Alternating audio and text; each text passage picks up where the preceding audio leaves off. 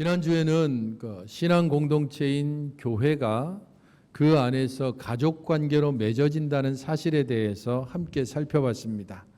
그래서 교회가 가족 단위로 함께 하나가 되어진다면 그 안에서 어떤 책임과 의무를 가지게 되는가, 그것에 대해서 함께 살펴본 것입니다. 특별히 5장과 6장 2절까지는 교회 안에 있는 세 그룹에 대해서 이야기를 합니다. 첫 번째 그룹은 지난주와 오늘 살펴볼 과부 그룹이고, 두 번째 그룹은 장로 그룹, 세 번째는 종들로 이루어진 그룹들을 이야기합니다. 이렇게 장로, 과부, 종, 이 세 가지 그룹은 교회 안에서 특별히 섬김과 연관되어진 그룹입니다.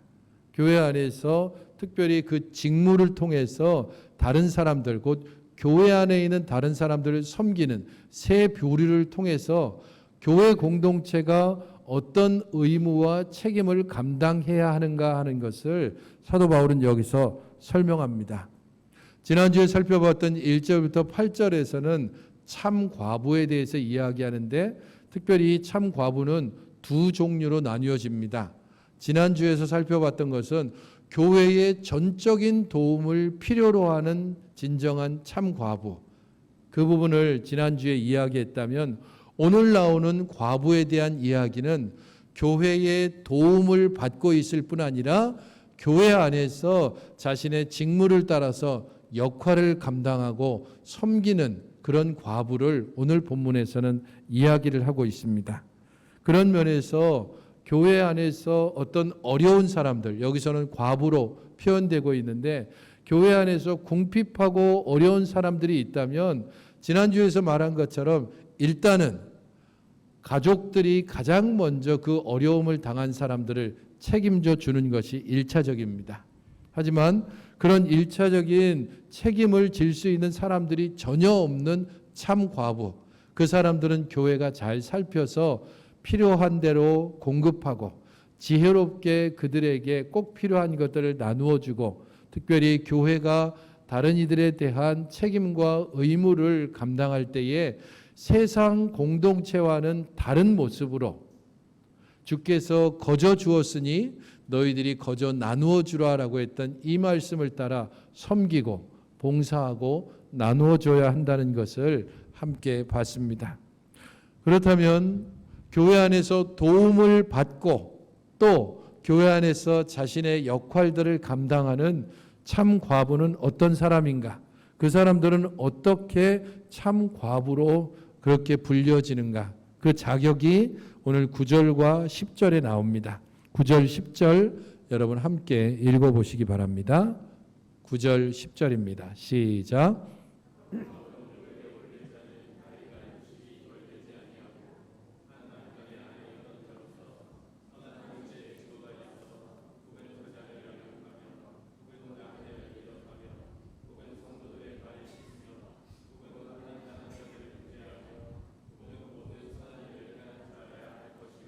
과부의 명단에 올릴 사람들이라는 것을 통해 봤을 때 교회가 적어도 과부의 명단을 작성하고 있었다는 것을 알 수 있습니다. 여기서 말하는 과부는 진짜 남편을 잃은 모든 사람을 말하는 것이 아니라 특별히 교회의 도움을 필요로 하는 과부의 명단을 여기서 교회가 만들고 있었고, 그것은 사도행전의 예루살렘 교회 초기부터 교회가 해왔던 구제사역과 연관됩니다.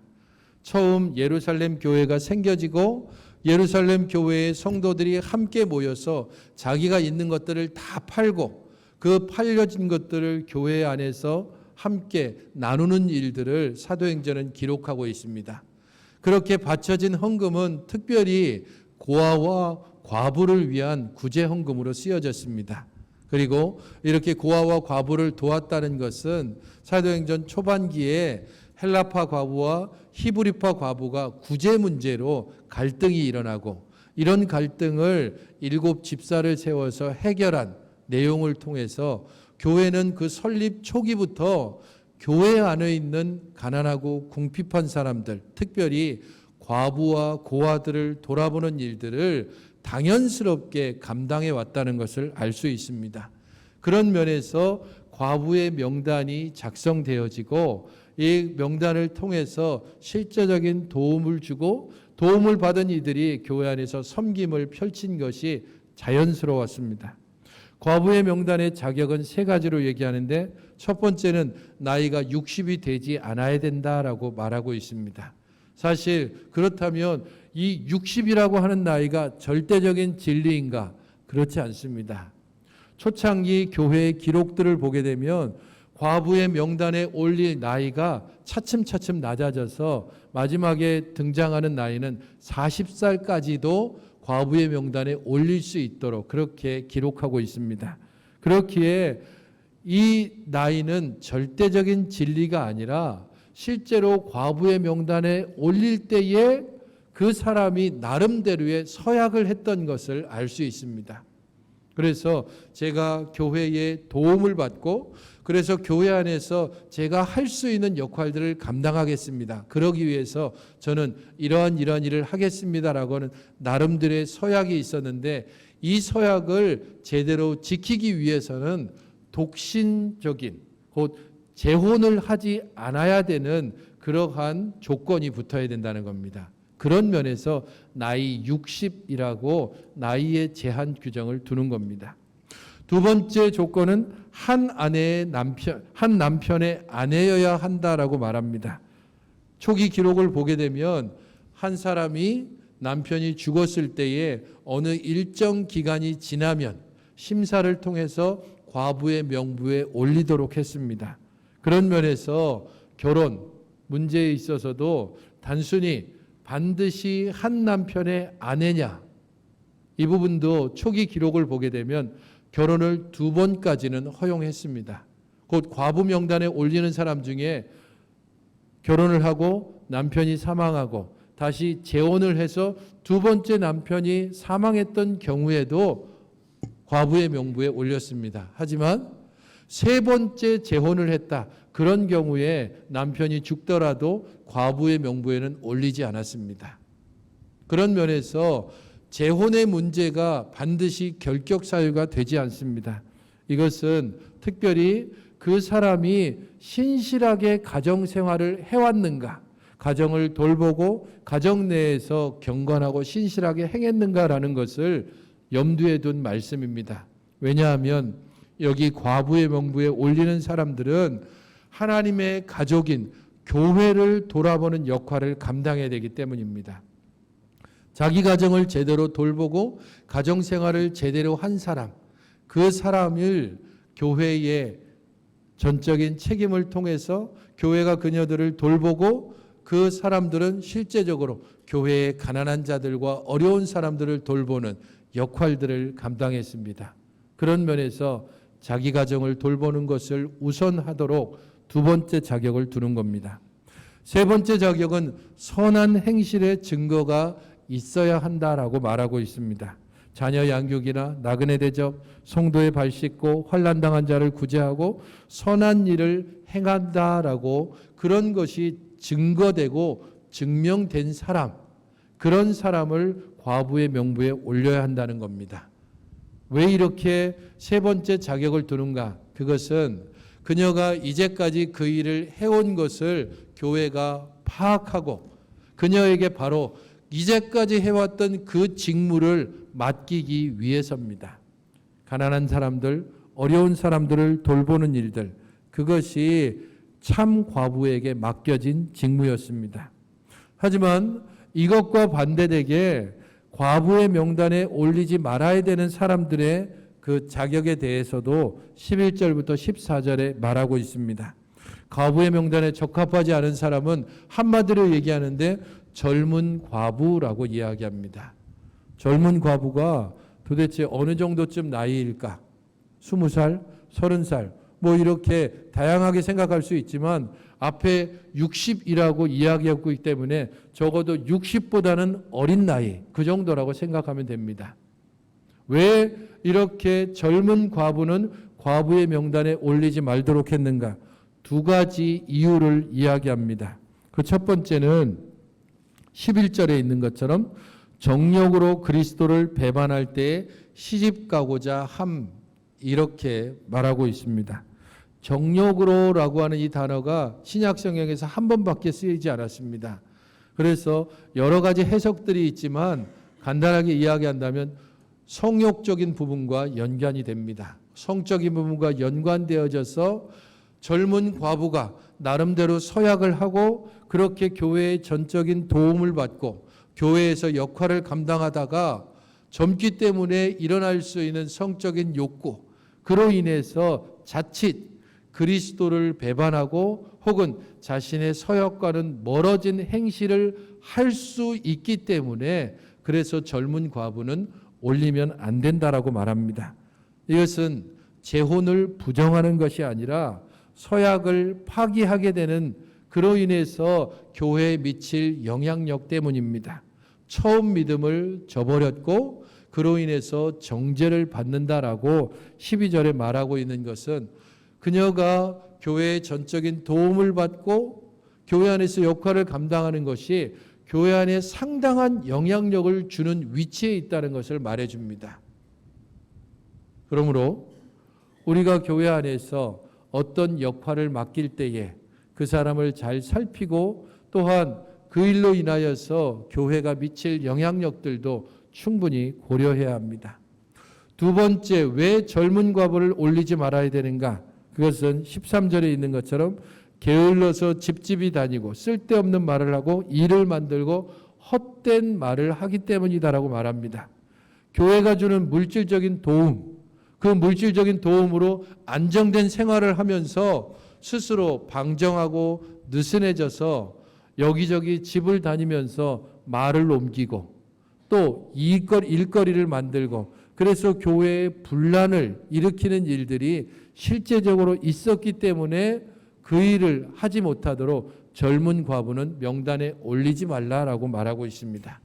경건한 참 과부는 기도와 선한 행실을 하는 일에 열심내고 바쁜 반면에 경건하지 못한 게으른 혹은 젊은 과부 중에 어떤 사람들은 이 집 저 집을 다니면서 그 행실과 말을 통해 교회를 어지럽히는 일이 있었습니다. 그래서 차라리 시집 가서 아이를 낳고 집을 다스리는 것이 좋다라고 말합니다.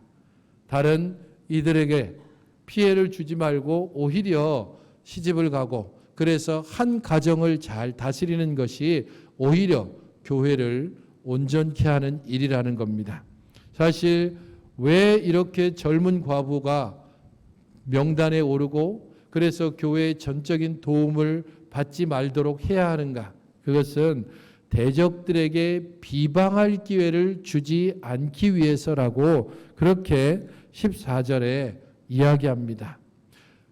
젊은 과부들의 바르지 못한 행실, 그것이 대적들을 빌미를 주고 교회가 공격당할 수 있는 그런 좋지 않은 기회를 주기 때문입니다. 디모데후서 3장 6절은 그 당시의 상황을 이렇게 이야기하고 있습니다. 디모데후서 3장 6절 7절입니다. 성경을 한번 찾아보시기 바랍니다. 디모데후서 3장 6절과 7절입니다.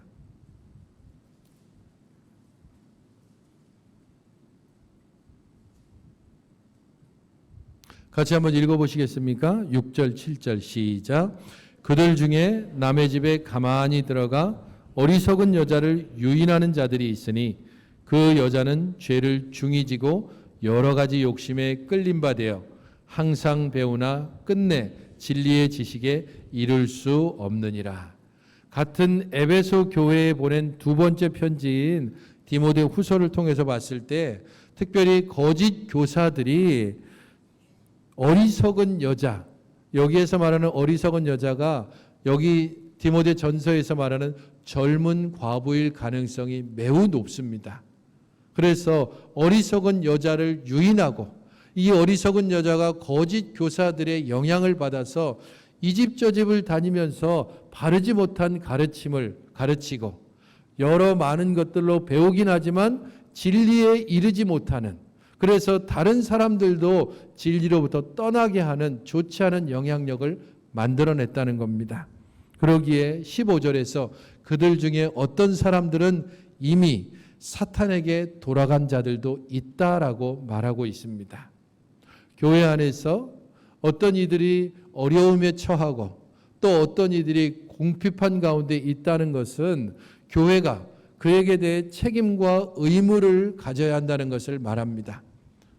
초기 교회에서는 그것을 과부에게 맡겼고 좀 더 지난 때에는 집사들이 그 일들을 감당해 왔습니다.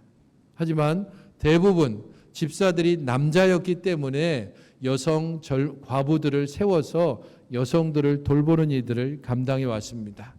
특별히 교회의 기록들을 보게 되면 이 과부들이 했던 일들을 세 가지로 말하고 있습니다. 하나는 기도하는 일입니다. 자신의 집에 머물면서 교회와 성도들을 생각하면서 밤낮 없이 기도하고 때로는 금식하며 기도하는 일들이 과부에게 맡겨진 일이었습니다. 두 번째는 교회에 들어온 여자 초신자들, 갓 그리스도를 믿기 시작한 여성들을 가르치는 일들을 과부가 감당해 왔습니다. 그리고 세 번째는 환자와 고아를 돌보는 일들, 곧 교회 안에 궁핍한, 특별히 여성 중에서 궁핍한 사람들이 있는지 집집을 다니면서 살펴보고 그것을 교회에 보고하고 그러면 교회에서는 집사들을 통해서 필요한 것들을 공급하는 역할을 감당해 왔습니다. 그런 면에서 이 과부들의 명단에 들어있는 사람들, 이들은 지금 한국 교회에서 누구와 비슷한가 하면 권사들과 거의 비슷한 역할을 감당해 왔다고 볼 수 있습니다. 우리 고신 헌법에 보게 되면 권사의 직무에 대해서 이렇게 기록하고 있습니다. 권사는 당회의 지도 아래 교인을 신방하되 특히 병자와 궁핍한 자, 환난당한 자, 시험 중에 있는 자와 연약한 자를 위로하고 격려하며 교회의 덕을 세우기 위하여 힘쓴다라고 말합니다. 여기서 말하는 과부 그룹과 거의 비슷한 일들을 권사들이 지금 감당해 오고 있고 감당해야 한다는 겁니다. 하지만 그렇게 이 일은 권사가, 이 일은 집사가, 이 일은 장로가, 혹은 이 일은 목사가, 혹은 교역자가 그렇게 모든 일들이 각각의 직무가 있긴 하지만 완전히 떠넘기면 되는가? 그렇지 않습니다. 공동체는 함께 책임지고 함께 의무를 나누어 져야 합니다. 그런 면에서 16절의 말씀은 우리에게 상당한 내용을 우리에게 알려주고 있습니다. 16절을 같이 읽어보시기 바랍니다. 시작. 만일 믿는 여자에게 과부 친척이 있거든 자기가 도와주고 교회가 짐지지 않게 하라. 이는 참 과부를 도와주게 하려 함이라. 16절의 이 말씀은 교회 안에서 믿는 여자, 이 믿는 여자는 재정적인 여유가 있는 그러한 사람이든지 혹은 결혼한 사람 중에서 다른 이들을 돌볼 여유가 있는 여자들을 이야기합니다.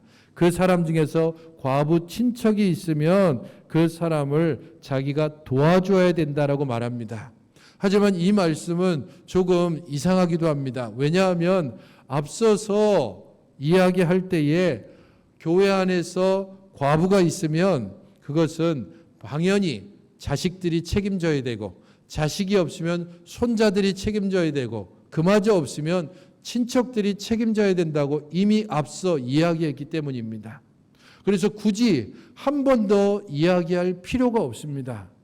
그러므로 여기서 과부 친척이 있거든 자기가 도와주라라고 하는 이 말은 단순히 혈육으로 맺어진 친척이 아니라 교회 안에 믿는 사람들인 모든 교회의 성도들은 교회 안에 있는 모든 사람들을 가족으로 여기고 이 가족들 중에 어려운 사람들이 있으면 그 사람들을 기꺼이 자기가 먼저 도와주어야 한다는 겁니다.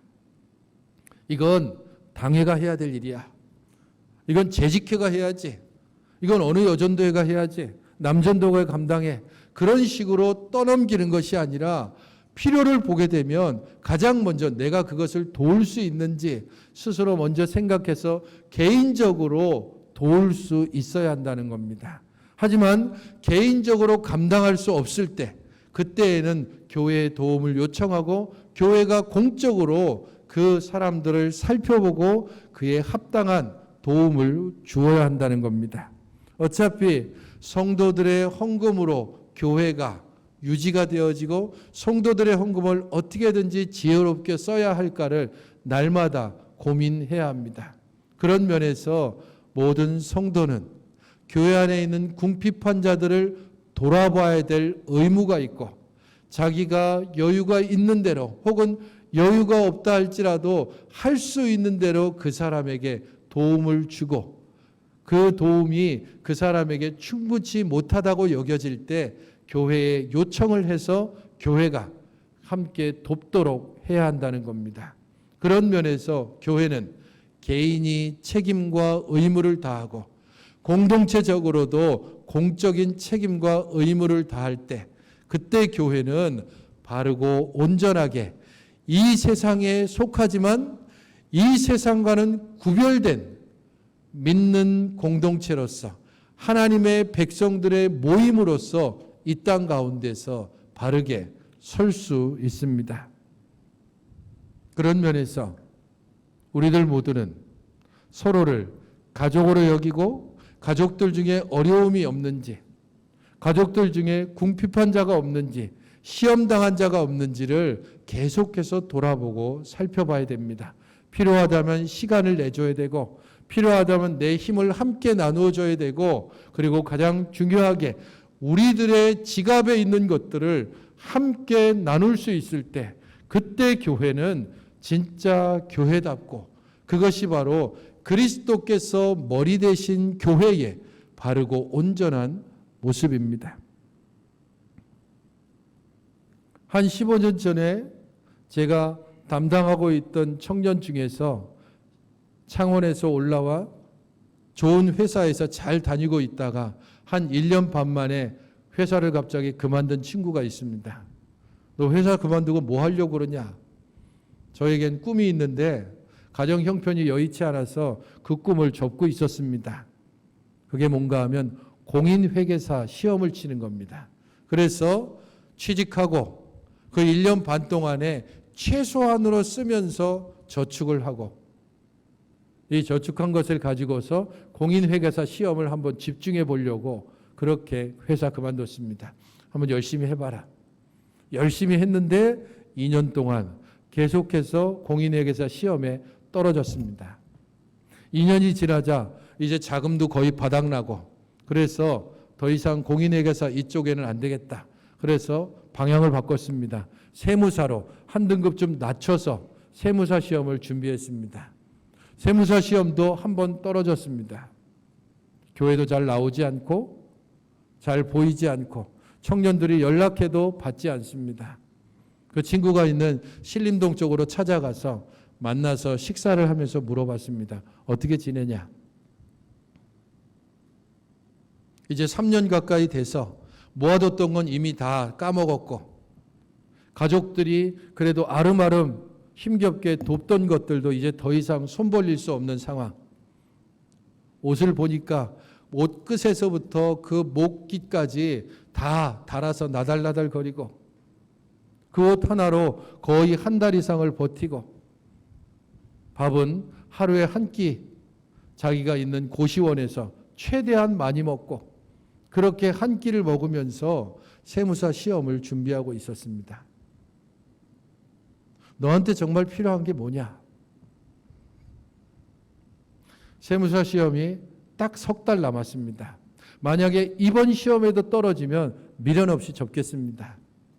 이 3달 기간 동안에 제가 학원을 다니면서 학원에서 일을 해서 학원비는 그냥 그렇게 무료로 다닐 수 있습니다. 대신 고시원비, 그리고 하루 한 끼 식사 가지고서는 쉽지 않은데 하루 2끼 정도는 할 수 있는, 그 정도쯤 하려면 하루 한 달에 한 20만 원 정도쯤, 그 정도쯤이 지금 필요합니다. 알았다. 와서 청년의 임원들하고 의논을 하고 그리고 이분을 도와줄 수 있는 분이 누가 있을지 함께 고민한 다음에 그분을 찾아가서 상황을 말씀드렸습니다. 이런 이 친구가 있는데 석 달만 한번 도와주십시오. 흔쾌히 무명으로 그분이 도와줬고 결과는 이 친구 걱정 없이 비록 넉넉하지는 않지만 세무사 시험 준비하고 합격하고 교회에서 지금 집사로 열심히 봉사하면서 결혼해서 자녀를 낳고 잘 지금 봉사하고 있습니다. 때로 교회 안에서 우리가 그런 것까지 해야 돼? 이렇게 생각할 수 있습니다. 하지만 교회 안에 있는 연약한 자들과 궁핍한 이들을 돌아보는 것은 가족으로서 마땅한 의무입니다. 그것을 제대로 실행하지 못할 때 우리는 더 이상 가족이라고 말할 수 없습니다. 그것은 회사하고 별 다르지 않고 그냥 취미 클럽과 별로 다르지 않습니다. 개인이 감당할 수 있는 부분들을 서로 감당하는 것, 그것이 서로 짐을 지는 것이고 교회가 공적으로 과부들을 돌아보고 고아들에게 필요한 것들을 공급해 주는 것, 그것을 통하여 교회가 교회다움을 회복하는 것, 그것이 바로 주께서 우리에게 명하신 교회의 모습이고 그것을 통하여서 공동체는 바르고 온전하게 세워져서 이 땅 가운데 하나님이 어떤 분이신지 예수 그리스도가 어떤 분이신지를 바르게 증거할 수 있는 것입니다. 우리 교회가 각자에게 주어진 책임과 의무를 다하고 서로 주변을 돌아보아 연약한 자들이 없는지 그들을 돌아보고 함께 우리의 것들을 나누는 일들에 인색하지 않고 교회도 또한 공적으로 신앙 공동체의 의무를 다하여 우리 주님께서 기뻐하시는 아름답고 복된 교회로 바르고 온전하게 서가기를 주의 이름으로 축원드립니다.